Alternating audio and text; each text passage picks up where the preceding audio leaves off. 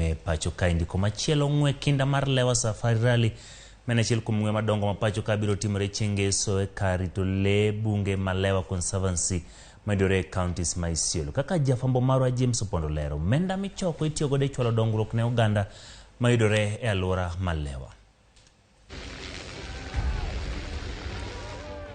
Mana kodong' ndalo ariyo to ng'we mag Lewa Marathon chakore ayanga e kar rito lee bunge ma Lewa Conservancy.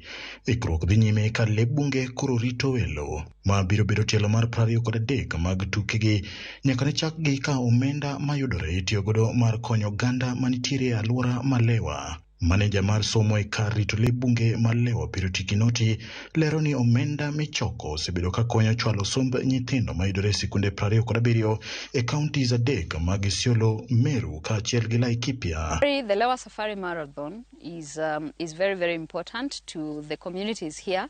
They really look forward to it, and particularly the schools are very, very excited about it because one, the children have an opportunity to run and compete in the marathon.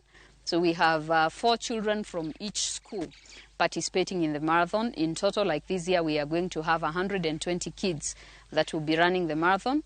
But also after that, the money that is raised through the marathon is very, very important in supporting what goes on in the school. So every other school has an opportunity to benefit. Kopogore gi weche mag somo, jodak e alwora ma Lewa bende yudo sir mar thieth kokalo e omenda michwalo gi Lewa Conservancy. This year being the 24th edition of the Lewa Safari Marathon, we are looking at raising over 50 million Kenya shillings, and in community we are looking at getting a big chunk of that money comes to community development so that we can improve or develop the projects that are still ongoing. Some are pending, and we can start other projects for the benefit of the community members. Jong'wech osendikore e ng'we mag kilomita 42, kilomita 21, kilomita 10 kaachiel gi ng'wech mar kilomita 5 mar nyithindo.